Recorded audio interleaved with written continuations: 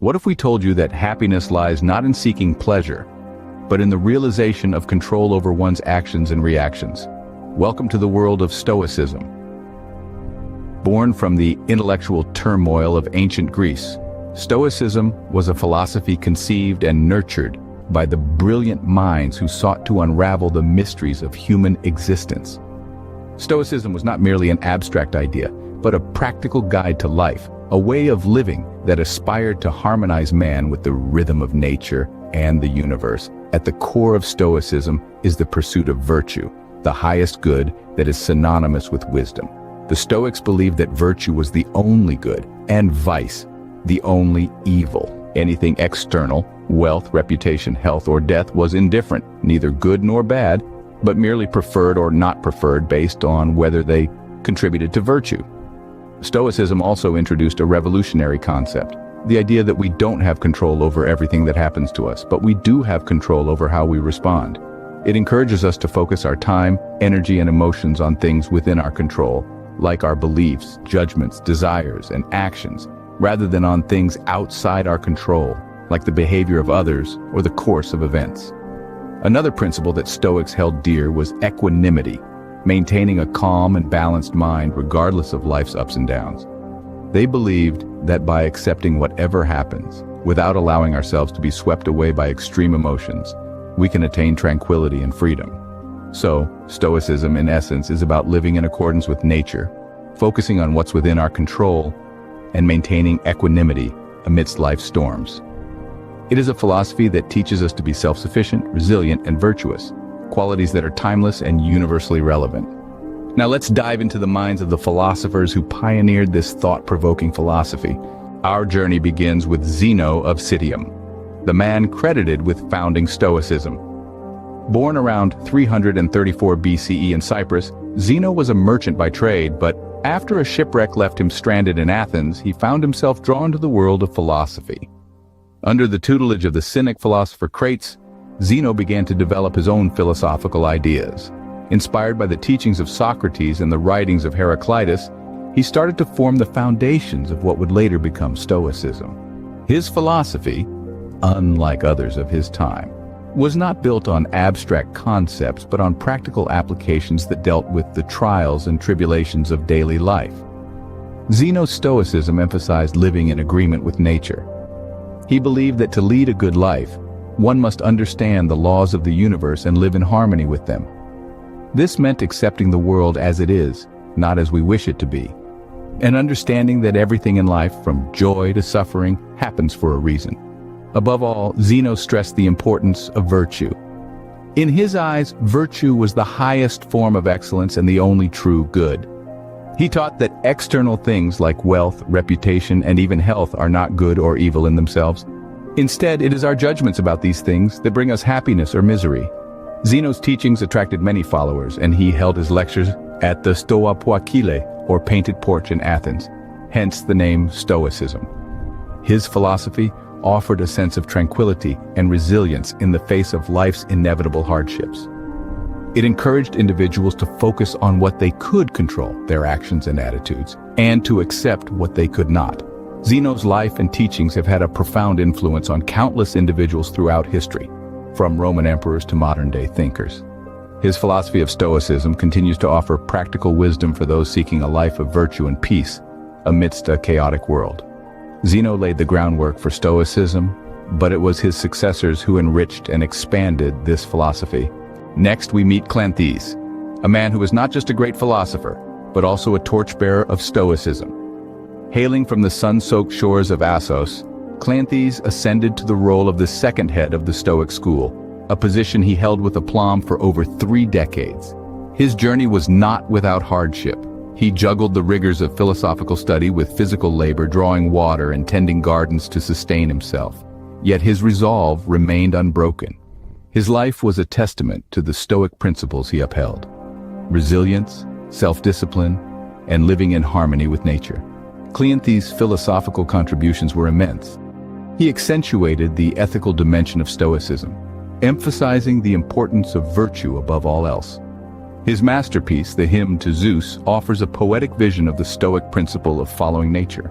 He believed in the divine order of the cosmos, an order that humans should strive to emulate.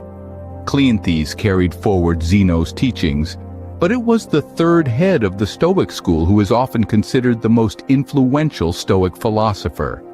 Now, we turn our attention to Chrysippus, the philosopher who systematized Stoicism. Born in Soli, Cilicia, around the 3rd century BC, Chrysippus was not just a philosopher, he was a prolific writer. He purportedly penned over 700 works, though unfortunately only fragments survive today. Yet even from these fragments, we glean his vital role in shaping the Stoic philosophy. Chrysippus was a man of logic. He saw it as the foundation of knowledge, the tool to distinguish truth from falsehood. His works on propositional logic, where statements are connected using and, or, and if, were groundbreaking. He is often credited with developing the Stoic logic system, which became one of the 3 major logic systems of the ancient world, alongside Aristotle's and the Megarians. But Chrysippus didn't stop at logic. He ventured into physics and ethics, forming a triumvirate of disciplines that became the backbone of Stoic philosophy. In physics, he built upon the Stoic understanding of the universe as a single interconnected entity, a mixture of passive matter and active reason. Ethics, however, was where Chrysippus truly shone. He believed virtue was the highest good, and that ethical knowledge was necessary for achieving it. His teachings emphasized that things like wealth, fame, and health were not inherently good or bad. Instead, it was how we used or responded to them that mattered. This idea, this focus on personal responsibility and control, is a core tenet of Stoic philosophy. Chrysippus's contributions to Stoicism cannot be overstated. He refined and expanded upon the ideas of his predecessors, weaving them into a coherent philosophy. He systematized Stoicism, shaping it into a philosophy that would endure for centuries. Yet despite his philosophical prowess, Chrysippus was not the philosopher who brought Stoicism to the masses. That task fell to later Stoic philosophers who took the groundwork laid by Chrysippus and used it to popularize Stoicism far and wide. Chrysippus refined Stoicism, but it was the later Stoic philosophers who popularized it among the masses. Finally, we arrive at the Roman Stoics, Seneca, Epictetus, and Marcus Aurelius. These 3 figures are perhaps the most well-known Stoics, their teachings having immortalized the philosophy in the annals of history. Let's begin with Seneca. Full name Lucius Annaeus Seneca. Born in Corduba in the Roman province of Hispania, Seneca was not just a philosopher, but also a statesman and a dramatist. He penned a series of letters to his friend Lucilius, which we now know as Seneca's Letters from a Stoic. These letters are filled with practical advice and wisdom, covering topics such as the shortness of life, the necessity of self-improvement, and the importance of tranquility. Seneca's teachings emphasize the idea that while we cannot control what happens to us, we can control how we respond. Next, we have Epictetus, a former slave who rose to become a respected philosopher. He didn't write anything himself, but his pupil Arrian recorded his teachings in a work called the Discourses. Epictetus's philosophy centers around the concept of control and acceptance.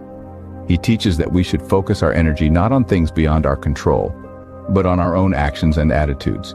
According to Epictetus, it is not events that disturb people, but their judgments concerning them. Lastly, we come to Marcus Aurelius, the Roman emperor, and a Stoic philosopher. His work, Meditations, is essentially his personal journal, filled with his thoughts and reflections on Stoic philosophy. Marcus Aurelius writes about the impermanence of life, the importance of virtue, and the need to stay grounded in the face of success and power. His meditations offer a unique perspective, as they come from a man who held the highest power in the land, yet sought to live by the humble principles of Stoicism. These 3 philosophers, despite living in different times and circumstances, all champion the core tenets of Stoicism: the importance of virtue, the acceptance of what we cannot control, and the pursuit of wisdom for its own sake. Their teachings continue to resonate today, providing timeless advice on how to live a good life. In their writings, we find a common theme: the pursuit of tranquility and happiness through self-control and acceptance. They teach us to focus on what we can control, to accept what we cannot, and to always strive for wisdom and virtue. From Seneca's letters, we learn the value of self-improvement and tranquility. From Epictetus's Discourses, we understand the importance of focusing our energies on what we can control. And from Marcus Aurelius's Meditations, we take away the lessons of humility and virtue, even in the face of power and success. From Zeno to Marcus Aurelius, Stoic philosophy has left an indelible mark on our understanding of happiness, control, and virtue. So what is the legacy of Stoicism and these philosophers? These ancient thinkers, from Zeno of Citium, the founder of Stoicism, to the Roman Stoics like Seneca, Epictetus, and Marcus Aurelius, have left a profound impact on the world.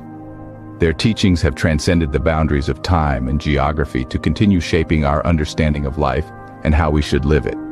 Their principles, such as the acceptance of fate, understanding what we can control and what we can't, and leading a life of virtue, have found resonance in various fields.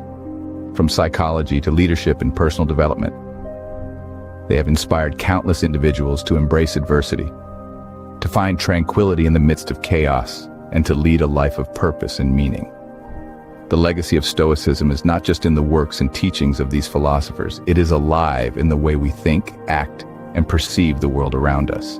Remember, as the Stoics taught us, it's not events that disturb people, but their judgments concerning them.